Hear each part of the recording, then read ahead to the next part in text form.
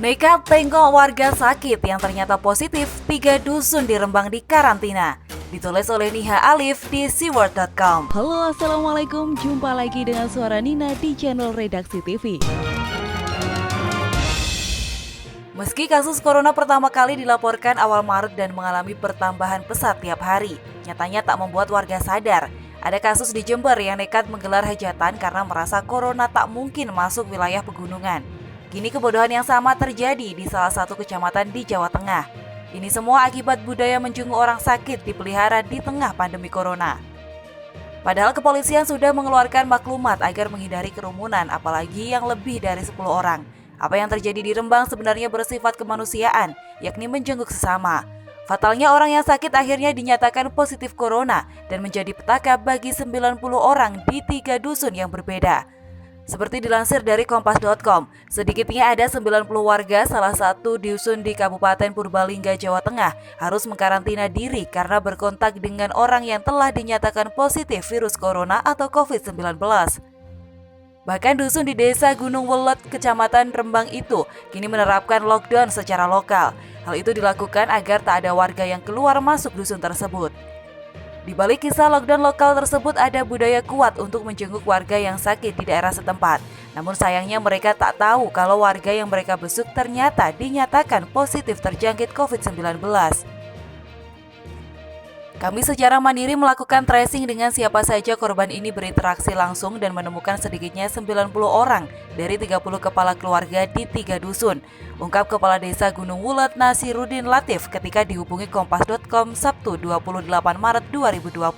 Menurutnya warga positif tersebut baru pulang dari Jakarta dan mengalami sakit. Dia sempat dirawat di rumah sakit lalu dipulangkan karena kondisinya baik. Baru belakangan hasil tes swab dirinya keluar dengan hasil positif COVID-19.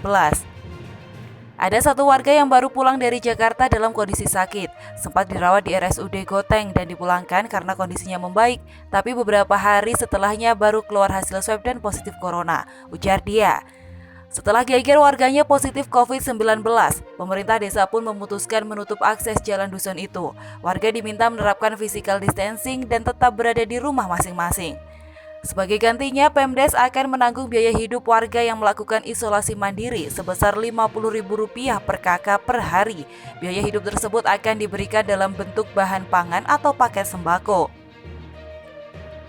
Biaya hidup dari 30 kakak selama 14 hari jadi total sekitar Rp21 juta akan dialokasikan dari APBDes, tapi dari hasil konsultasi dengan Bupati katanya mau di backup, katanya. Inilah makanya Jokowi lebih menggalakkan physical distancing ketimbang lockdown. Karena budaya masyarakat kita dan sistem negara demokrasi memang membuat aturan lockdown tak efektif. Sebagian Eropa dan USA meski di lockdown tetap saja jumlah yang terinfeksi tinggi karena negaranya demokratis seperti kita. Warganya ngeyel kalau dilarang keluar. Akibatnya angka tertular COVID-19 melonjak drastis. Beda dengan Cina yang sistemnya otoriter dan warganya terbiasa disiplin. Jadi lockdown bisa efektif dilakukan. Kalau Indonesia memberlakukan lockdown bisa-bisa seperti India di mana lonjakan mudik besar-besaran terjadi dan kerumunan massal di mana-mana. Belum lagi kalau ada yang mudik mengalami sakit seperti kasus di Jawa Tengah. Tetangganya yang minim pengetahuan berdatangan menjenguk. Akhirnya belakangan diketahui positif corona dan menjadi lockdown lokal. Untungnya yang positif bisa segera diketahui. Bayangkan kalau daerah pedalaman lain yang tak terlacak. Membangun kesadaran sangatlah penting apalagi sebentar lagi musim mudik lebaran. Pemerintah harus menutup moda transportasi massal termasuk jalur mudik kalau tak mau paparan corona meluas. Masyarakat yang di desa juga harus terbuka dengan berita, jangan malah menonton TV, tapi yang dilihat acara sinetron dan dangdut saja. Ancaman corona itu nyata dan memukul ekonomi kita. Semoga yang di desa tak merasa jumawa karena menganggap kebal corona, apalagi mementingkan budaya lokal.